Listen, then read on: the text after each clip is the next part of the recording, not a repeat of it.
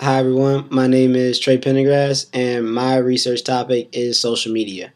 Social media is becoming an increasing trend in society nowadays. A lot of people are using social media in some form or fashion, whether they're always on their computers or on their phones, they're logged into social media to just stay up to date in what's going on in society. Social media is being highly used by I know most of the peers in my class, and just I even see older individuals using social media now. So I want to determine what kind of effect social media has on individuals and society. So my research paper set out to determine this. My research question is, what impact does social media have on society? In order to analyze this, I used three main papers from my annotated bibliography, and these papers just help to provide three different perspectives into the effects that social media has on society.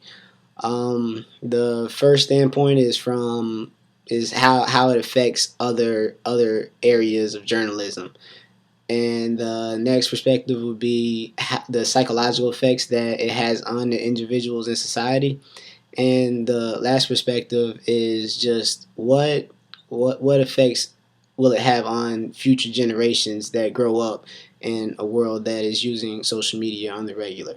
All right, my first source is, do social media spell the end of journalism as a profession? And this source just discussed how social media is affecting journalism as a profession.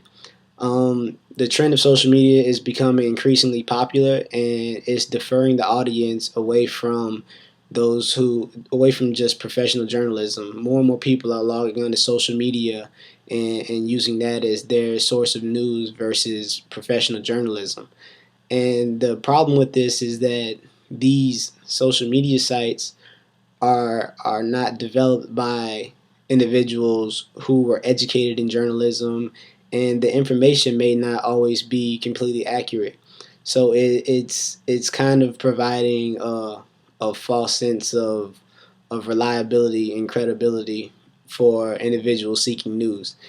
And like this is the only thing slowing the decline of journalism as a profession and the extinction of journalism as a profession is the fact that journalism has been so reliable for so long, and the fact that they are professionals and they were educated in journalism and they have trademark skills that allow them to provide credible, reliable, and accurate information to the audience. So this paper just kind of concluded with just telling individuals how we need to protect journalism the because of the education that they have in journalism and the credible and reliable, accurate information that they provide us.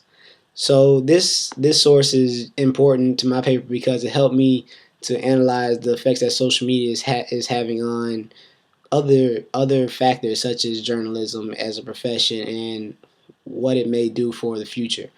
My next source is older adolescents' motivations for use of social networking sites. And this source analyzed the effects that social media is having on young adolescents. So this paper discussed the main uses of social media by young adolescents, and the four main reasons why young adolescents are using social media is for the passing of time, entertainment, social identity, or companionship. And a lot of individuals I know log on to their phones or computers and use it just as a way to stay connected in the world. And some it's just a ritual habit. A lot may just grab their phones and that'll be the first app they click on is a social media app. And this paper just talked about the effects that this is having on individuals from a psychological standpoint.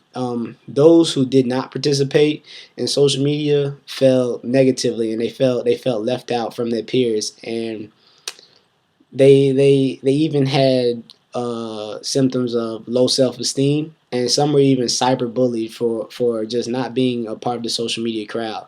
So a lot of people use social media to kind of stay with their peers and stay up to date. Those who identified with their peers and used social media had higher self esteem and a higher case of self narcissism. A lot of people judge their self esteem and just kind of themselves as a person based on how they interact in social media and how everybody perceives them in social media. And this just provides another case for another effect of social media on individuals. My third source is the construction of self in social medias, and this paper discussed the generational gaps that social media has on the interaction of individuals. So this paper helped me to analyze kind of the past and the present of social media. So it brings me from a generation that grew up in social media to a generation that did not grow up in social media is just now being introduced to social media.